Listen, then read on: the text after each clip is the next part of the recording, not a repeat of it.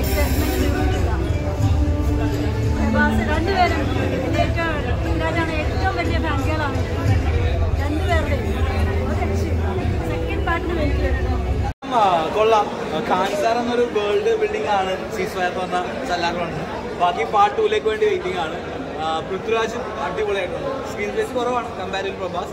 പക്ഷേ ക്ലൈമാക്സ് ഒക്കെ ആകുമ്പോൾ അവർ കണ്ട് നമ്മളൊരു ഫൈറ്റ് സീൻസ് ഒക്കെ ഉണ്ട്, അതൊക്കെ മോശമായിരുന്നു.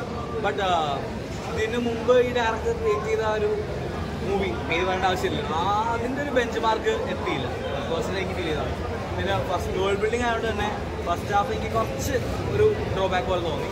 ബട്ട് മൊത്തത്തിൽ നോക്കുകയാണെങ്കിൽ തിയേറ്റർ മസ്റ്റ് വാച്ച് ആണ്. കാണുവായ തിയേറ്റർ തന്നെ ഒന്ന് കാണണം. ബട്ട് ആരെ എക്സ്പെക്ടേഷൻ വേണ്ട.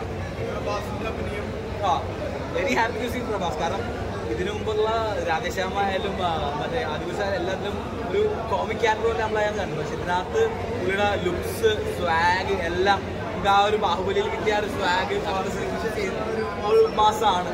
ഈവൻ ബാഹുബലിക്ക് ശേഷമുള്ള മാസമാണ്.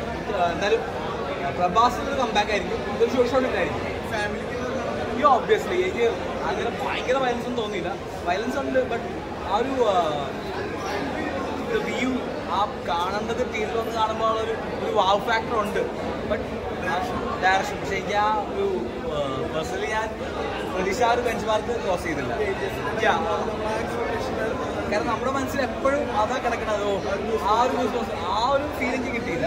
ബട്ട് നിരാശപ്പെടുത്തില്ല. പ്രശാന്ത് നീൽ എന്ന സംവിധായകന്റെ ഒരു അടയാളപ്പെടുത്തുന്ന ഒരു ചിത്രമായി മാറുമെന്നുള്ള കാര്യത്തിൽ ഒട്ടും സംശയമില്ല. പ്രഭാസിന്റെ ബാഹുബലിക്ക് ശേഷമുള്ള അതിശക്തമായിട്ടുള്ള കഥാപാത്രമാണ്.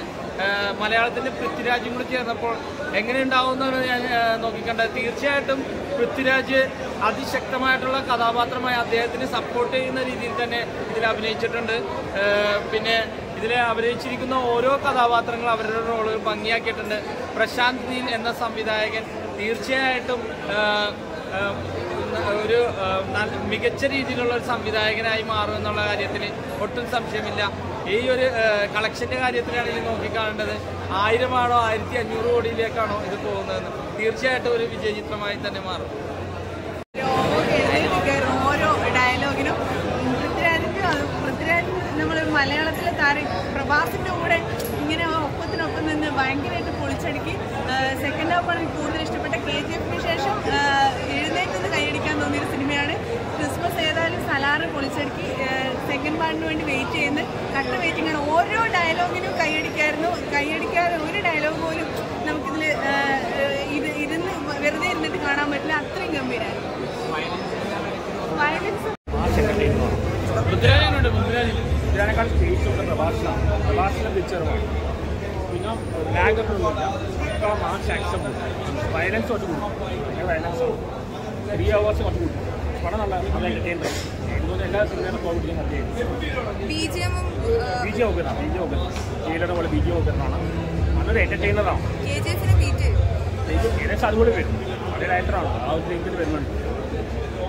KGF-ആയിട്ട് യാതൊരു ബന്ധവുമില്ല. മറ്റൊരു യൂണിവേഴ്സ് പ്രശാന്തിനെ ഉണ്ടാക്കിയെടുത്തിരിക്കുക. പടം സൂപ്പറായിട്ടുണ്ട്. KGF-ന് അത്ര വലിയ പടം ഭംഗിയായി പ്രഭാസ് തകർത്തു. പൃഥ്വിരാജ് അതിന് വേണ്ടി. പൃഥ്വിരാജിന്റെ സെൻട്രൽ സീനൊക്കെ സൂപ്പറാണ്. ഏതായാലും തിയേറ്റർ മസ്റ്റ് വാച്ച്. എന്താ മസ്റ്റ് വാച്ചായിട്ട് കണ്ടിരിക്കണം. ബാക്ക്ഗ്രൗണ്ട് സ്കോർ എല്ലാം പ്രശാന്തിന് വേറെ യൂണിവേഴ്സാണ് ഉണ്ടാക്കിയെടുത്തിരിക്കുന്നത്. മറ്റേതുമായിട്ട് യാതൊരു ബന്ധവും നമ്മൾ പ്രതീക്ഷിക്കേണ്ട. അടിപൊളി